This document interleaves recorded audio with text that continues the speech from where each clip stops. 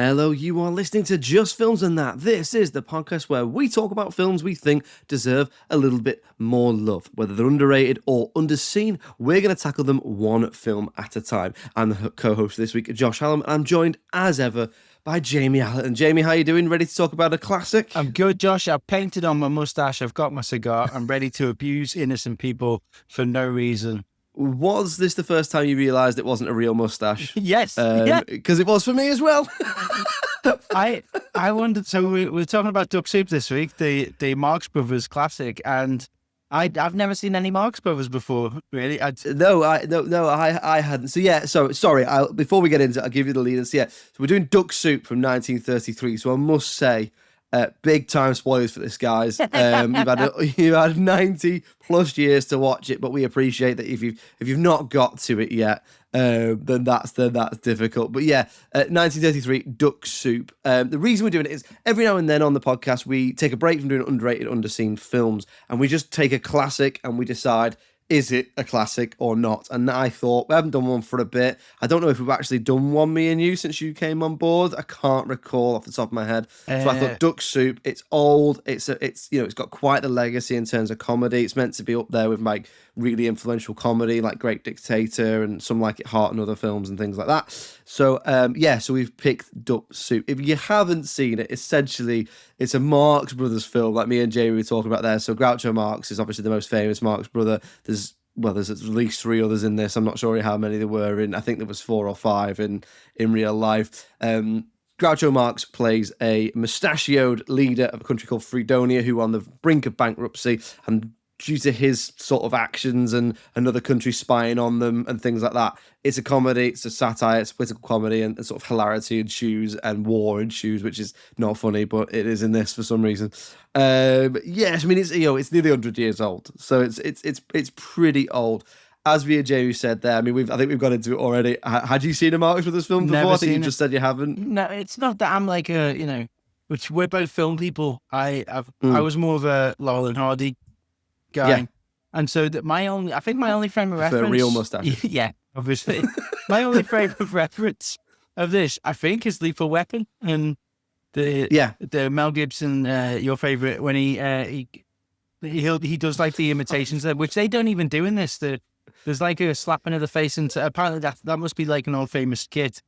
And I think in so it's just osmosis from popular culture, like in Short Circuit, Johnny Five retrains the robots to do a Marx Brothers skit. And that's all I've ever seen of it. And I was really excited about seeing this. I'm sure you were. It's one of them like, oh, I've heard about this, but it kind of falls into the homework movie category where it's nice to be forced to watch something. And then you watch it. And it's there. It's there. It's there. I mean, look, we'll get into all that. Yeah, I mean, I think the biggest frame of reference I've seen of this is the legacy of, like you say, the legacy of how it is in other films, particularly things like there's a really famous mirror scene, and that's been done in everything from like Bugs Bunny through to like Family Guy, and I think Simpsons have probably done it, all that sort of stuff. But yeah, so we picked it because it's a classic. So the whole idea is we're going to talk about it and decide, does it deserve classic status? But as we see with these films, they often have dated. So we'll get into talking about it then. So just to remind you guys at home, if this is your first episode, if you were looking for Marx Brothers podcasts, or if you were looking for a recipe for duck soup, who knows? I don't know what you were looking for, why you've come here, but you're very welcome. Come on in. The structure is simple. We talk about what we like, then we move on to what we dislike, and we'll talk about the critical reception. And in this case, we will decide, does it deserve to be a classic? As if we have any sort of sway on that or not. When it's just if all. If we decide no, it will be wiped from all streaming. Then it gets Skynet deletes it from the internet. No one can watch it unless you've got a physical copy, and we'll slowly hunt you down. It's pretty much what happens. So we'll start with the likes then. I mean, look, it's pretty dated, isn't it, mate? Yeah, look, I'm well aware of like the Dune effect. That is like some people when they saw Dune said this just copies from Star Wars, and you have to go, no, Dune predated Star Wars. Those ideas that you think you've seen done better somewhere else, this did it first, and this does do a lot of like you. So before we get into, it is dated, yes, but they're coming up with ideas at the start, and then other filmmakers have worked off the back of that, I think is fair to say. Yeah, and it's they're really hard to examine these because, like you say, it's hard to see the legacy of something is clear with how often it's pastiched or referenced or whatever you want to call it. There is definitely a legacy here, and that's the sort of thing we're examining it, but doesn't mean we can't just talk about it as a film and our enjoyment of the film in general. So we'll start with the positives, mate. What did you like about it, or is it nothing? Is it just the painting on mustache? I really like Anarchy when done right, and I think that I haven't bothered to learn the names. I'm sorry, but when you give me an hour-long film, I'm not learning all the names. But the blonde one that looks like Martin Short, Harpo. Yeah, Harpo. Absolute psychopath. Yeah, he is. I mean, there's twice he aggressively approaches a woman, I think, where you're like, oh, I'm not sure. He's just cutting people's trousers and he's squirting people with liquid and whatever. He's an aggressor in so many situations, but there's a guy who's hired him and he keeps chopping his cigar. And he paints glue on his arse and he cuts his coattail for no reason. There's no... Yeah, he's just like prison yard intimidation. Yeah, and that's the... It's kind of like a Jim Carrey-esque, like just manic energy that he's got.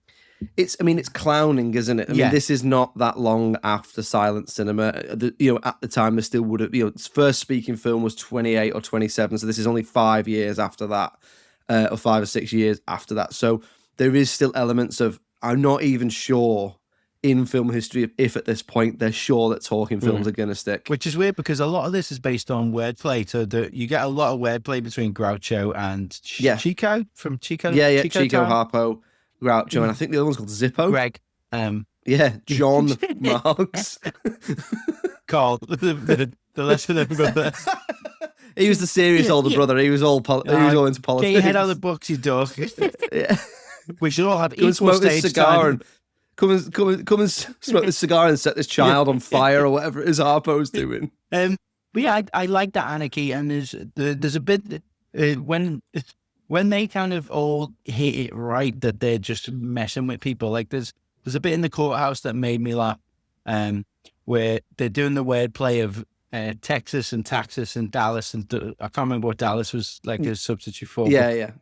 But even though they're on opposite sides of the court, Chico and Groucho realize that they've been pissing everyone off, and they shake hands in like, we've done it. Look at that, and we've won it. That really liked. So yeah, I think there's some great surrealism in this as well, like the dog tattoo.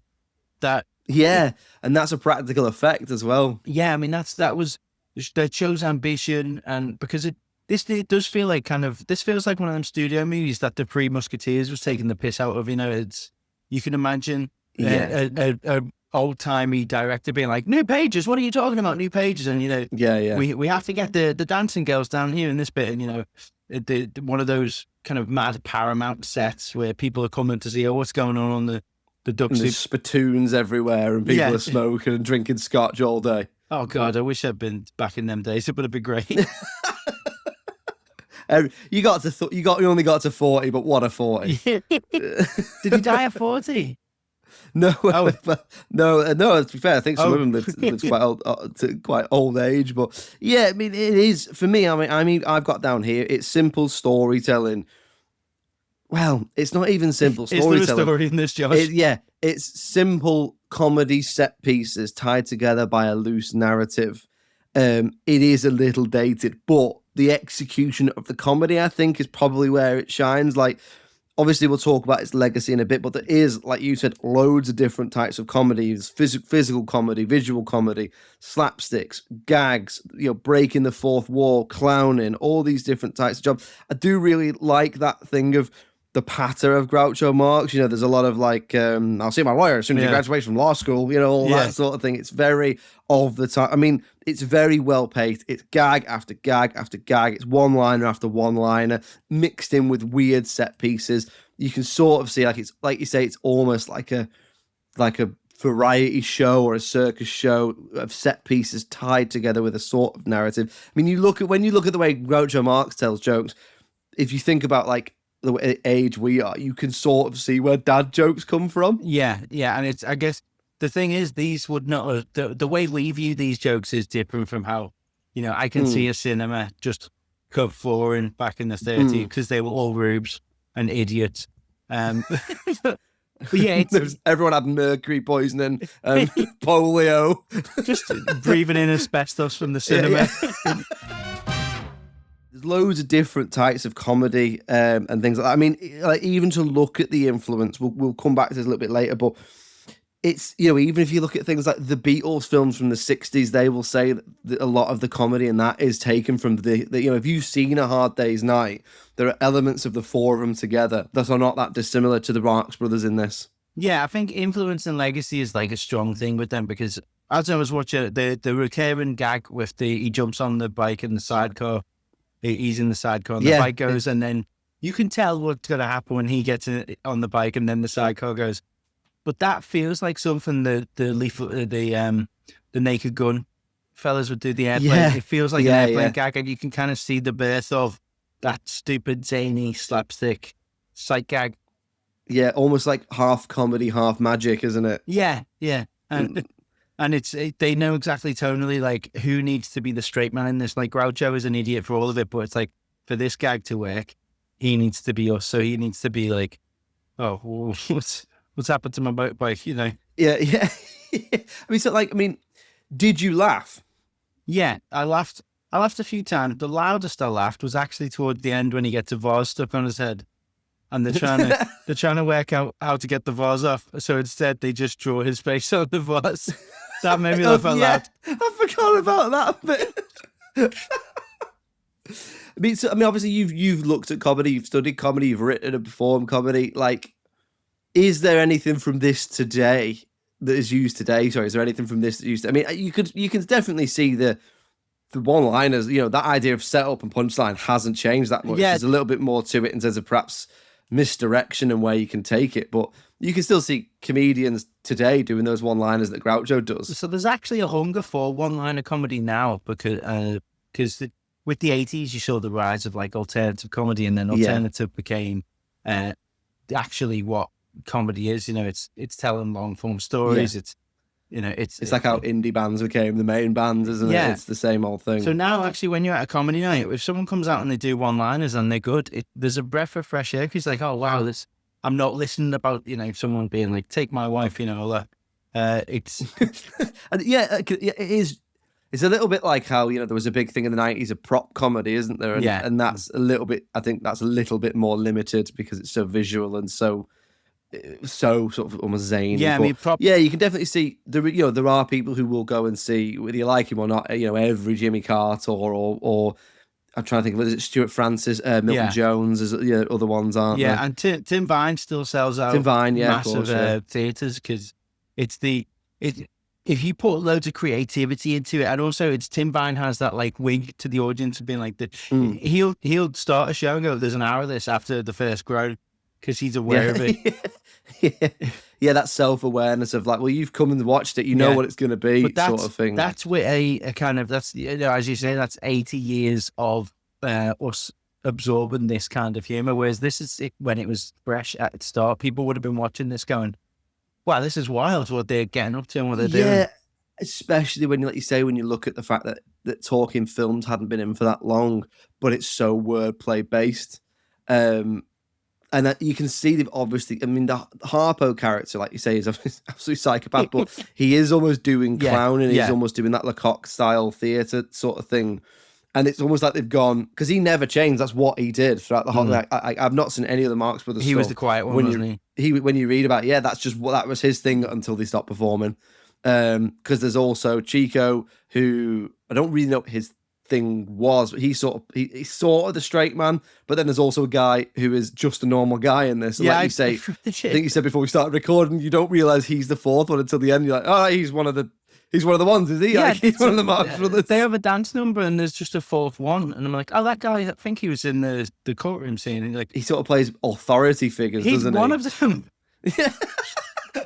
It's got it's like maybe mum said, you have to let me come play, and I'm like, well, you're not very funny, so you can just play this guy over here. Like when for a very brief period they were like, there's Owen Wilson, Luke Wilson, there is another one.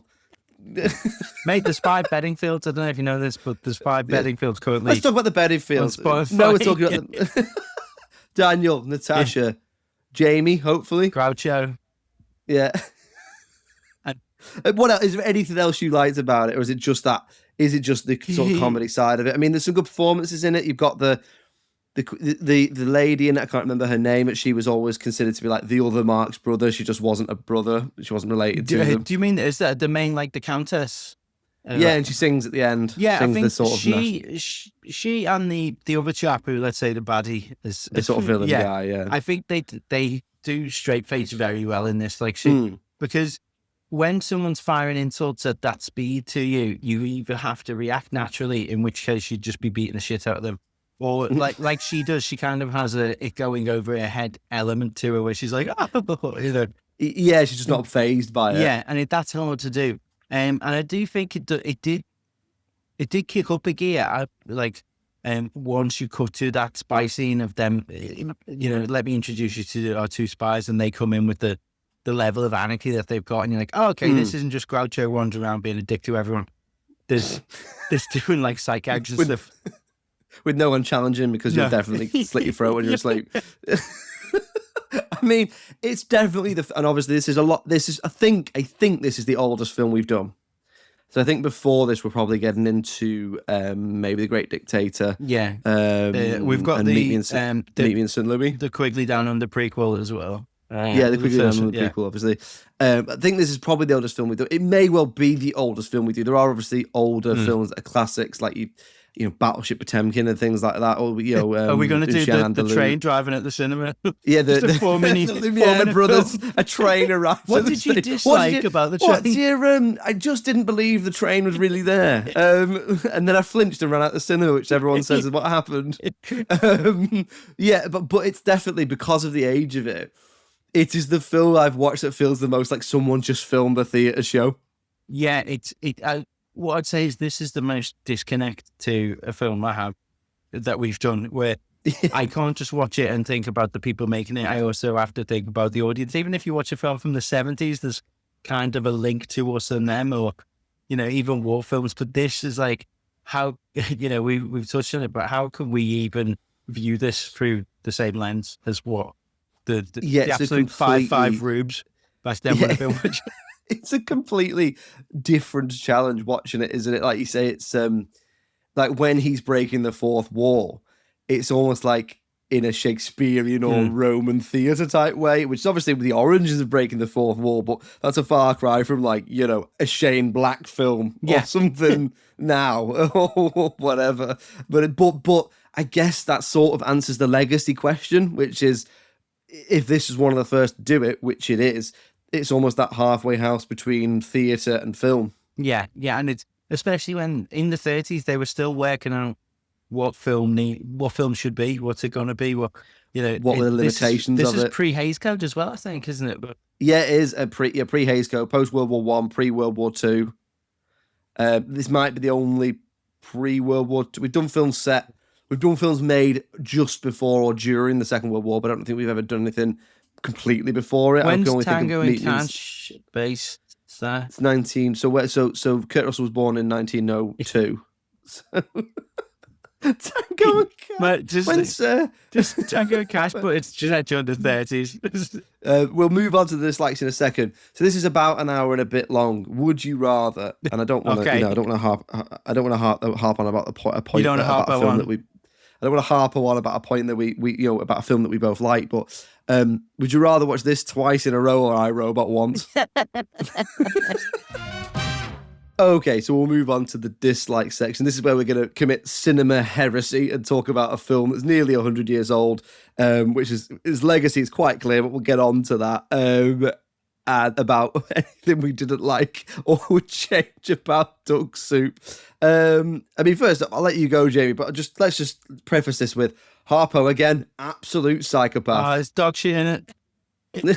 No. Did you really not like it? Do you know what it is? It's one of them that was built up because this, I should have watched it at uni. I'm pretty sure I have to write about an essay and just cheated and wrote some, but I'd never watched it and I was really excited to. I was like, because I love all the old like Charlie Chaplin's, and just, you know, scamps being scams. And I think this just wasn't what I was expecting. There wasn't a coherent plot. And then I found myself a couple of minutes in going, I don't think I like Groucho. Yeah, it is strange, and I think a lot of it is down to the dating of it. Yeah, I know. I sort of know what you mean. Were you disappointed in this? Let's get into it then. Were you disappointed? I wasn't disappointed. It was just more dated than I thought it was going to be, which is strange because this is probably the first time we've done a classic and you've really seen that dating. Like when you watch the one that sticks out for me in terms of the classics we've done is The Great Dictator, and you can argue that the legacy of this is in that because it's sort of whatever it would have been just 9 years later. But that is still quite razor sharp in its satire, whereas this has dated quite a lot for different reasons. And the progression in filmmaking, and obviously Chaplin was a big proponent of that in terms of writing and funding his own stuff. Great Dictator was a film I went into wanting it to live up to expectations, and it did. This didn't live up to expectations in terms of it didn't make me laugh that much, but I could still sort of see its legacy. It's just had dated too much. I think that's probably the best way I can put it. Yeah, I mean, I thought there was going to be a political satire here as well, because I was like, oh, okay, it's an idea of how inept governments are that was showing, you know, and and he even sings, when he sings his song at the start, and trust me, when they all start singing, I was like, oh shit, it's not one of this, is it? Well, luckily it wasn't. But when he starts singing about putting up taxes, and there's some really funny lines in there about how, you know, if anyone's running the grift, they better involve me, you know, it's, yeah. And you're like, oh, okay, we're mocking politicians. And then that doesn't seem to go anywhere. The whole war escalation, it's not really a treaty on how the ego of men is what leads to war. I don't think it's just for those set pieces. Yeah, I mean, I think my note here says it's a series of set pieces tied together with a loose narrative. Yeah, it's that. I mean, if we say narrative, I get it. If you're having a broad comedy, you don't. The best broad comedies, like even the Zucker brothers said, the plot, even if it's mad, the plot needs to make sense. You need to be able to actually describe what this is about. And from the start of it, they don't really explain why this lady wants him to be the leader of this country. No, but she just thinks he's great. Yeah. Yeah, I mean, that is very expositionally muddled because he is, you know, like you say, he's a scamp and he's, you know, he's got that likability from his sort of comedy, but he does also seem to be just a corrupt politician. And he's quite mean. He's more mean-spirited than I thought. I assumed with all his wordplay when I've seen clips of him that's he's going to be taking that to the establishment. Well, here's a lady whose main goal is to look after the country, who's actually throwing loads of money in, and she's gone, you got to mess this up. So she's meant to be good intention. She's getting a new leader in, not for her own sake, but to help the country. And he comes out and he goes, God, you're fucking massive, aren't you? Yeah, and you are right. Like, it is exposition, but like, there's that. Why does she want Rufus T. Superfly? I can't remember his name. Groucho Marx's character to be the leader. What is actually going on between the two countries? Yeah, is there any like issues between these two broad American-speaking nations, possibly European countries? We think. Yes, but also like within that, you've got these two spies who are the other two, and like, okay, he's being sent to spy. What are they doing? They're taking over a lemonade stand, but they're not. Like, it's just it didn't really make sense. And then you don't know where their allegiances lie, because their allegiances are dictated by what is funny in the set piece. Yeah, it really is a series of set piece ideas for comedy, and then they've sort of tied it together in that way of going, what would not limit the characters in terms of money? Yeah. And it almost comes down to that, you know, it's not that far away from Pie in the Face. No, well, kind of looking back on it, what I do like is I know we're in dislikes, but I'm not dislike a lot of kind of motivations behind this, but when Harpo and Groucho first meet each other, it's kind of like they can't drop the anarchist, like nothing matters behind them, so they're winding each other up, and it's kind of like the first to break is the first to go against their principles of, you know, the joke comes first, and nothing should ever be taken seriously, which is kind of like existential within this dumb movie that I hated and I regret watching. But said comedian Jamie Allen. I think Chico is the better actor out of the three of them. Some deliveries I didn't like. Groucho kind of felt rushed, or like he'd been rehearsing for ages and was delivering it to no one. Yeah, Groucho's he might as well be standing behind a microphone with a glass of scotch and a cigarette and just doing it himself. Whereas, that you say Chico actually interacts with people. I assume he's also doing the accent that he's doing. He's almost like he's more of an everyman, even though he's not. And Groucho's meant to be the everyman. Yeah, and I just really didn't. I didn't like Groucho, which goes nobody writes to the comedy club, especially not the Groucho Club in London. Don't tell people. Stand-up comedian Jamie Allen hates. I mean, it's Do you know what? I'll say it. I fucking hated him. But no, do you know what I mean? A lot of people know this is a classic, but I bet there are many people who are listening to this who won't have seen it, or there will be people who disagree with us, and that's fine. There've been plenty of people who disagreed with us over the years. And what we're talking about now is whether we like the film or not. Whether or not it's a classic is actually a separate issue. I'll tell you what it has done, though. It's made me want to watch, because they did, I think, 4 or 5 others with Paramount, and this was at the end of that one. So it's made me want to look at, give 1 or 2 of them a try to see. And I believe when they made this, from what I've read, it was a little bit throwaway. And then it's become the one that they're most known for. Yeah, so it didn't bomb, but it didn't do as well as their other stuff. And then it's been reevaluated and it's been thrown into like it's the whatever America has as their like the cinema museum. Or you do have to wonder is how much of that is down to actually the fact that it's the way the loose narrative versus also things like The Great Dictator coming after it. Yeah, I think legacy is a big part of that, and not no, I don't think anyone in the middle of America is settling down to be like, should we watch Duck Soup? Something. Okay, so let's talk about the critical reception then, and we will then decide if it is or isn't deserving of its classic status. It's a little bit of a tough one to talk about this because of its age. We'll talk about the scores. We don't really need to touch on the box office, but we will try and have a chat about whether or not it is or isn't a classic. $30 silver box office. Yeah. It's a hit. So yeah, it made 10 shillings at the UK box office. So if you've not listened before, the way we do it is we take the IMDb score and the 2 Rotten Tomatoes audience and critic scores, and then we average them out. Obviously, the scores don't really influence whether it is or isn't a classic, but we'll look at them anyway.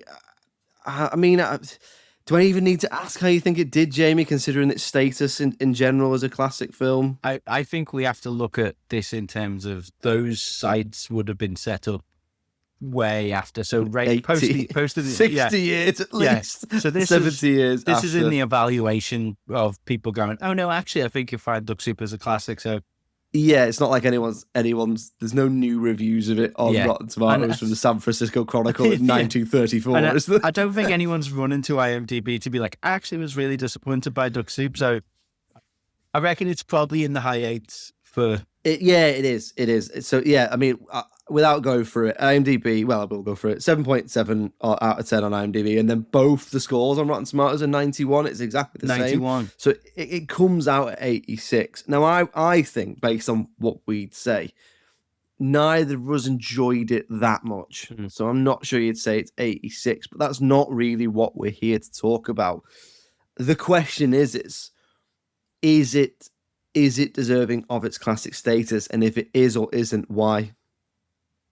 It's hard because you've seen so much that's followed it. So as much as I've ragged on this and said that I didn't enjoy watching it, I think, yes, because of what they were achieving at the start. You can't be angry about people who lay a shitty road before the road has been laid and then be like, we've got a motorway, It's not the same. So yes, I'd say it does deserve it because it's not like there was 100 films released that year and it's like, oh, this is the one that made it. This is back in that day that they were making maybe 20 a year. And a lot of that would have been, throw out that part of the script, redo that. We're just going to remake this. Particularly with talking films, when it was silent films, they were just hammering them out. But this is different. Yeah, so it does deserve the prestige that it has. It just is not enjoyable anymore. I think you've done a good job of summing it up there. It is a victim of its own success and aging. So taking away all of that and the modern and watching it through a modern lens, I would say that the best way to judge a film like this, particularly with comedy, is through its legacy in terms of how often has it been referenced or pastiched in what came after it. And the answer to that is probably more than we'll even be able to list now. But everything from The Great Dictator, which came out 9 years after it, through the Mel Brooks films, right through to Bugs Bunny, Family Guy. They've all parodied it, the bit in from A it, Few Good Men, where Tom Cruise and Jack Nicholson pretend to be at a mirror. You can see the history there. Yeah, he says you can't handle the Harpo. Yeah. Go, we're both tired. Can you tell? Yeah. But yeah, it is. I think you judge it by its legacy of what came after it in terms of how often it's referenced and how the fact that it's been referenced is a clear love letter. You don't reference things that are bad in the same way. You reference things with love in the same way that this on the Chaplin films, the Buster Keaton films, and everything that came after it does. And that is clear to me that it is a classic. Would you agree? Yeah. And I mean, hopefully people understand from our time that this hasn't been a complete, we understand this, where this belongs historically. Yeah. It's just that also there are films of that period that you can enjoy now. I know it's a bit later, but The Wizard of Oz is still enjoyable now. Yeah, Predator. Yeah. Oh, the Adrian Brody one. Yeah, that one. Yeah, the one everyone. That's the one everyone means when they say Predator. Oh, you think we're not doing that one? That will be up. So there we go, another episode in the bag. Bit of a weird one this week. It is, the Duck Soup, two men on a podcast, a film that has been written about for almost 100 years. Yes, it deserves its classic status.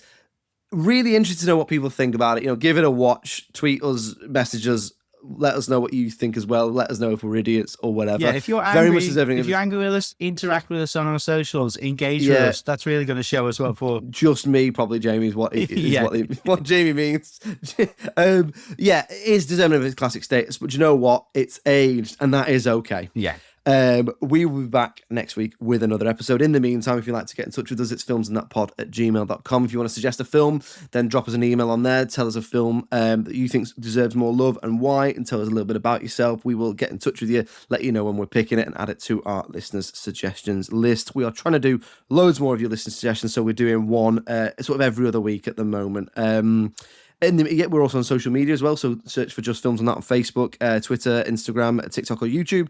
You'll find us. We're always putting stuff out there. Loads of stuff in the show notes about our social media, our Letterboxd as well. Give us a follow on Letterboxd. We put all our films we do up there, and we put some films that we watch outside of the podcast on there as well.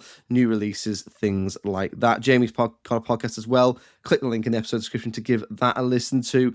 We'll be back next week with an episode. It's goodbye from me. Thank you very much, Jamie. Cheerio. Bye.